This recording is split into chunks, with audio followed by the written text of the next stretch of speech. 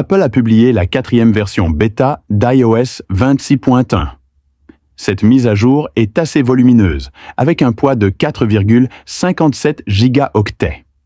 Numéro de build 23B5073A. Elle inclut les 3 changements majeurs suivants.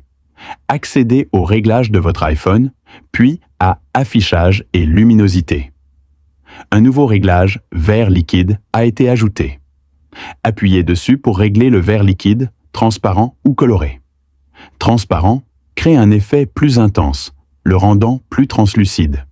Coloré crée un effet moins transparent, facilitant la lecture des icônes et du texte. Dans les versions précédentes d'iOS, balayer vers la gauche sur l'écran de verrouillage ouvrait l'appareil photo, mais ce réglage ne pouvait pas être désactivé. Chaque balayage ouvrait systématiquement l'appareil photo. Ce réglage entraînait parfois le lancement accidentel de l'appareil photo. Après la mise à jour vers cette version, accédez au réglage, puis à Appareil photo. Un nouveau bouton. Effacer l'écran de verrouillage est disponible. Activez l'appareil photo. Si vous le désactivez, balayer vers la gauche sur l'écran de verrouillage ne fonctionnera pas.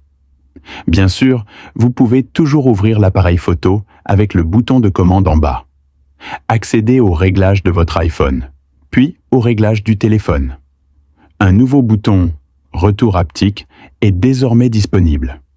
Vous pouvez désormais l'activer ou le désactiver, ce qui vous permet de recevoir un retour haptique lorsque vous passez et raccrochez des appels.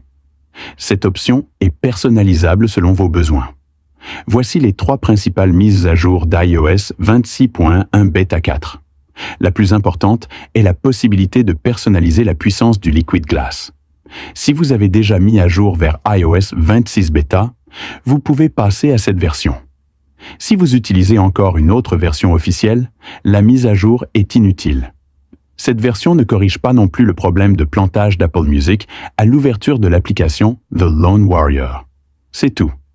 Pour plus d'actualités et de mises à jour technologiques, restez connectés et n'oubliez pas de vous abonner à notre chaîne Page iPhone.